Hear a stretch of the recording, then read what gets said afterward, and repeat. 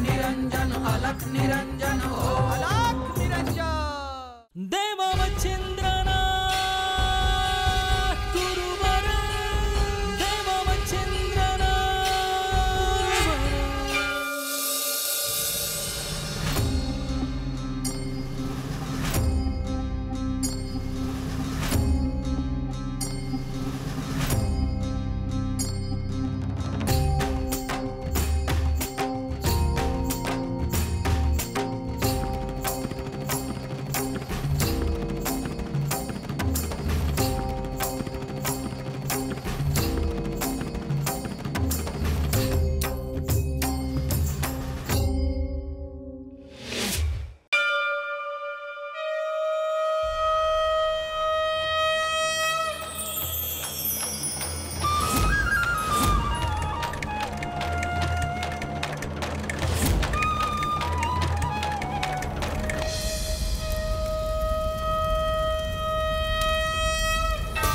आता नाथ पंथाची ही धुनी अखंड प्रज्वलित राहू दे।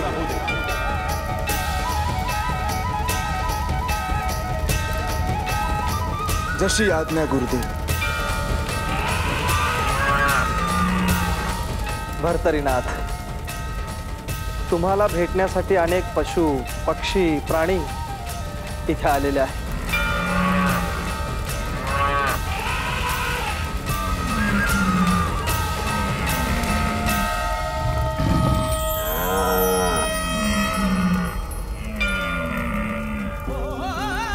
भर्तरी, आता आम्ही प्रस्थान करतो। भस्मांकित शिव स्वरूप ललाटी शोभत त्रिपुंड सिद्ध योगी वितरागी धग धगते तेज कुंड सज्जनास संजीवन दुरितांचे निर्दालन जगदोद्धारास्तव जणू प्रकटति नवनारायण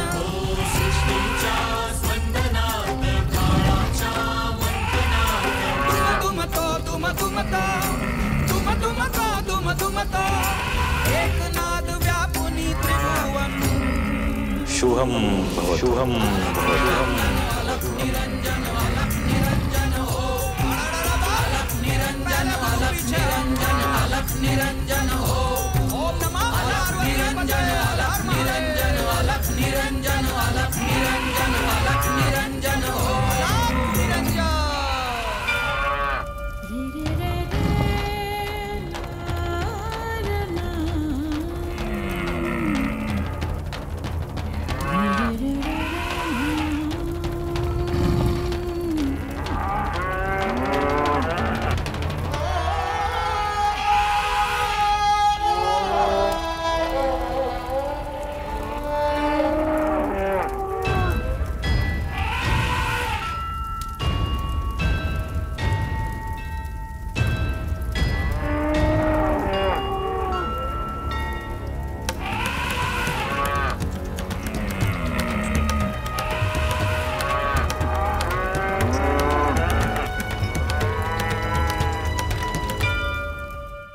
नवनारायणांनी नवनाथ म्हणून अवतार घ्यावा आणि सृष्टीच्या कल्याणाचे कार्य करावे हा विचार आल्यापासून ते प्रत्यक्ष नवनाथांनी अवतार घेतला आणि आता एक एक प्रांत वाटून घेतला।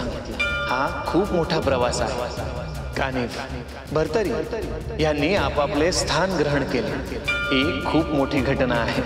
इथून नाथपंथाचे कार्य खऱ्या अर्थाने व्यापक होईल, लोकांमध्ये पोहोचणे आणि प्रत्यक्ष त्यांचे सुखदुःख समजून त्यांना सन्मार्गावर आणणे हेच महत्त्वाचे आहे। प्राप्त केलेल्या सिद्धी शक्तींचा उपयोग हा सगळ्या जीवांचं दुःख दूर करण्यासाठी वापरता येईल। देवा, माझ्याकडनं जी चूक झाली मला माफ करा। तुम्ही म्हणत असाल तर प्रायश्चित पण घेतो, पण तुम्ही गाव सोडून जाऊ नका। लई वाईट वाटेल बघा समजासनी। मी इथून पुढे एक स्थान ग्रहण केलं आहे आणि माझं कार्य तिथे आधीच सुरू केलेलं आहे। नाथपंथाचा ध्वज उंच फडकत राहावा,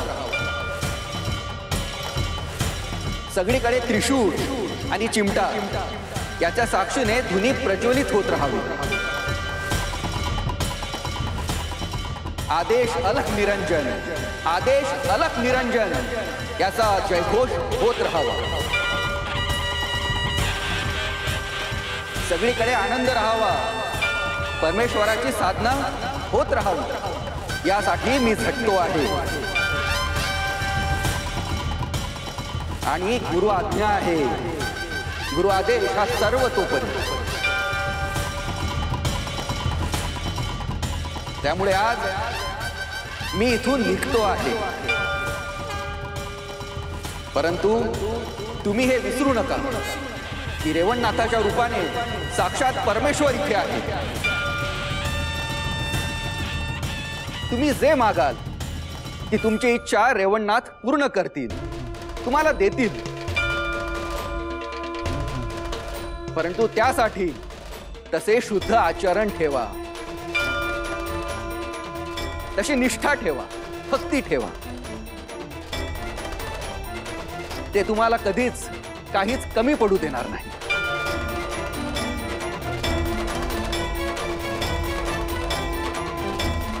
आता तुम्हाला थांबवता येणार नाही मला. गुरु आज्ञा म्हटल्यावर त्यात भंग कसा करायचा?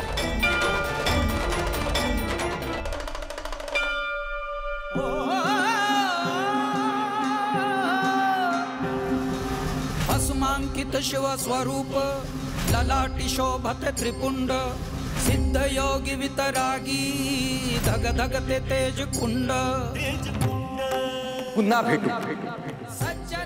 आदेश आदेश अलख निरंजन, अलख निरंजन. जगदोद्धारास्तव जणू प्रकटति नव नारायण. सृष्टीच्या स्पंदनात काळाच्या मंथनात दुम दुमतो दुम दुमतो दुम दुमतो दुम दुमतो एक नाद व्यापुनी त्रिभुवन. अलख निरंजन, अलख निरंजन, अलख निरंजन हो. अलख निरंजन, अलख निरंजन, अलख निरंजन हो. ओम नमः अलख निरंजन, अलख निरंजन, अलख निरंजन हो. अलख निरंजन.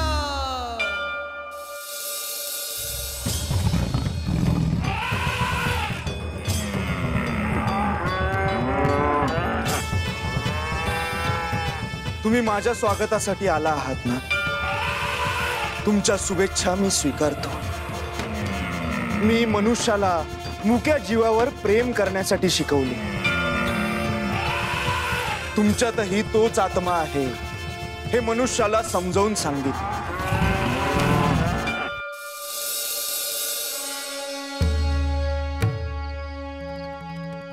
चरपटी, हा गुरुदेव. आज आपण इथेच थांबूया. ठीक आहे.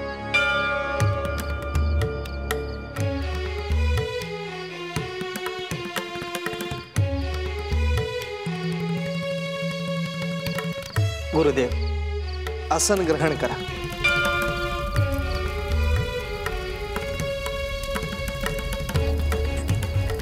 चरपटी, तूही आसन ग्रहण कर. होय गुरुदेव.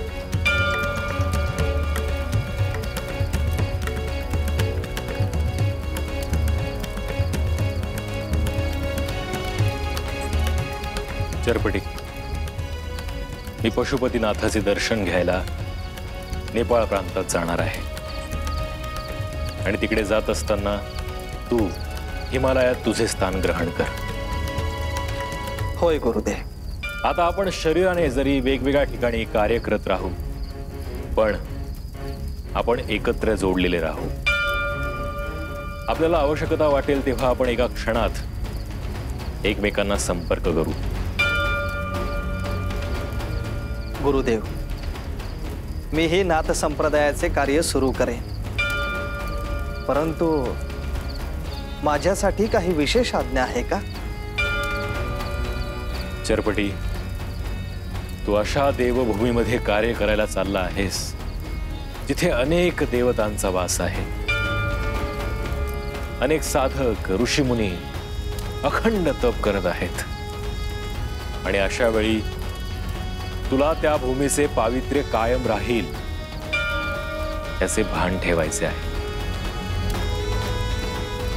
गुरुदेव, आपण असे का म्हणत आहात?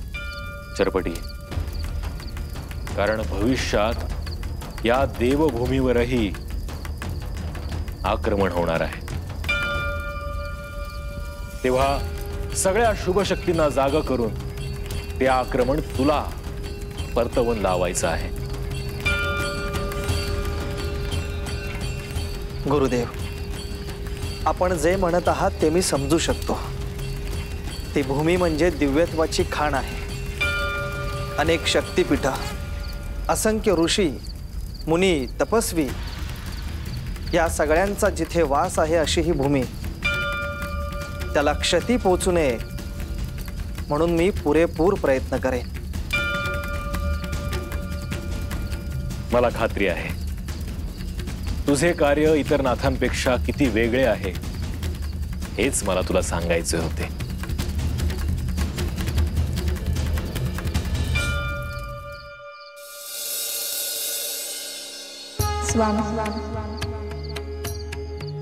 गोरक्षला पशुपतीनाथांचे दर्शन का घ्यायचे आहे? पार्वती, त्याला विशेष असे कारण आहे. नाथपंथाचे तिथेही अधिष्ठान असावे अशी त्याची इच्छा आहे. संपूर्ण देवभूमीत इतकं कार्य केलेलं आहे, आणखीन कुठे कुठे नाथपंथ विस्तारणार? नाथपंथाने महत्वाचं कार्य केलेलं आहे. ते म्हणजे अघोरी विद्यांचा, शक्तींचा दुरुपयोग करणाऱ्या सगळ्यांवर त्यांनी वर्चस्व मिळवलं. आणि ज्यात सामान्य माणसं भरडली जात होती ते कमी झालं आहे. नेपाळमध्येही तंत्र आणि त्या अनुषंगाने येणाऱ्या सिद्धी, शक्ती यांचं प्राबल्य खूप मोठं आहे. नाथपंथाचे तिथे अधिष्ठान असेल तर ध्यानाचे, शक्तीचे मार्ग मोकळे होतील. त्यातून भविष्यात अनेक साधक नाथपंथात तयार होतील.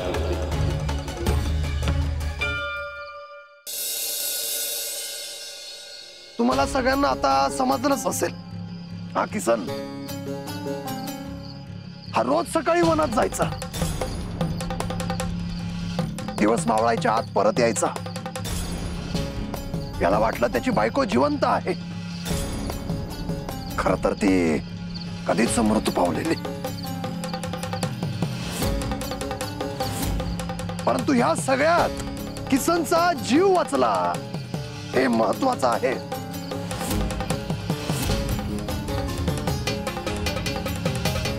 खरंच बाबा, गुरुदेव होते म्हणून वाचलो मी.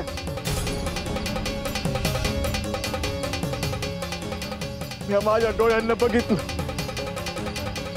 ती माझी बायको नव्हती, तिचं भूत होत ते. तिचा जीव कधी गेला, ती तशी कधी झाली काय बी ठाऊक नाही मला.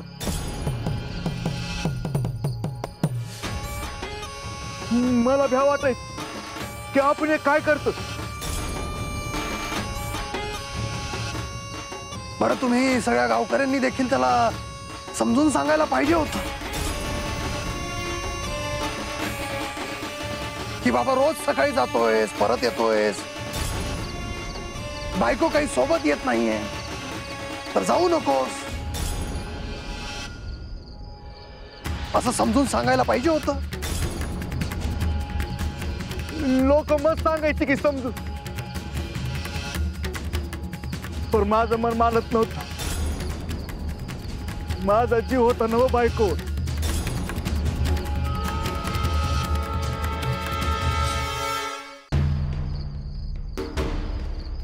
असू दे बाबा, असू दे. झालं गेलं गंगेला मिळालं असं समज. अशा दैवी शक्तींचा आपल्याला सामना का करावा लागतोय याचा तुम्ही सगळ्यांनी कधी विचार केलाय का? काही काळापर्यंत गावाच्या बाहेर वेशीला क्षेत्रपालाची नेमणूक होत असे. क्षेत्रपाल जो क्षेत्राचं पालन करतो असा क्षेत्रपाल. लोक वर्षातून एकदा त्याची पूजा करायचे, त्याला सन्मान द्यायचे, त्याची आठवण काढायचे. गावातून येताना जाताना वेळोवेळी त्याला नमस्कार करायचे. आणि तेव्हा हा क्षेत्रपाल सगळ्यांचं रक्षण करायचा, संरक्षण करायचं. परंतु आता असं झालंय की क्षेत्रपालच राहिलेले नाही. त्यामुळे अशा वेगवेगळ्या अशुभ शक्ती तुम्हा सगळ्यांच्या आयुष्यामध्ये यायला लागल्या आहेत. तेव्हा जितक्या लवकर शक्य होईल तितक्या लवकर तुम्ही सगळ्यांनी क्षेत्रपालाची प्रतिष्ठापना करायला घ्या. वय कारण शेवटी तोच तुम्हा सगळ्यांचं संरक्षण करेल. आदेश आदेश अलख निरंजन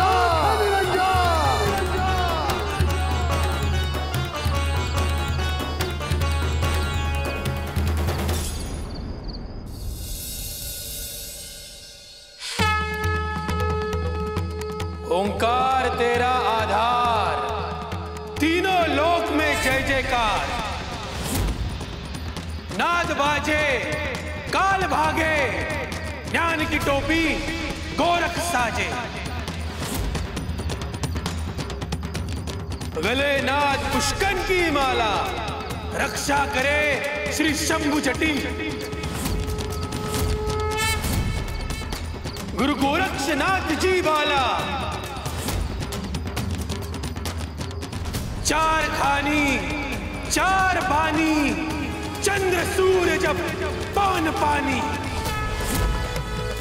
एको देवता सर्वत्र सेवा, ज्योत पाट लो परसो देवा.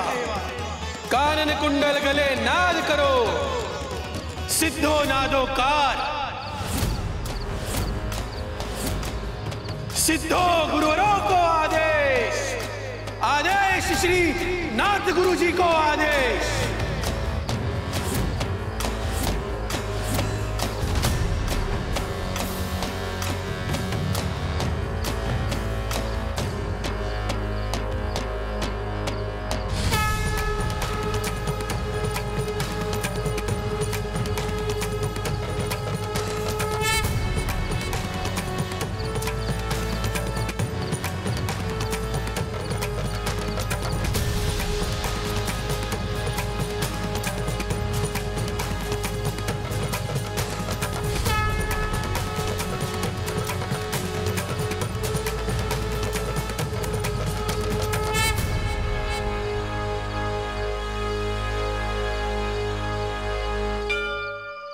चौरंगी, तुला मनुष्य जन्म मिळाला, तर मनुष्य जन्माचे सगळे धर्म तू पाळलेस.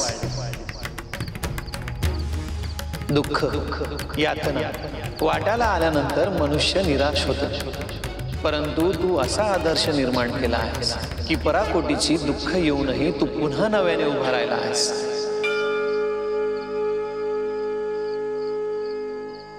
स्वतःच्या पित्याने तुला हातपाय तोडून फेकून दिल्यानंतर केवळ गुरु आज्ञेवर विश्वास ठेवून तू 12 वर्षे तप केलंस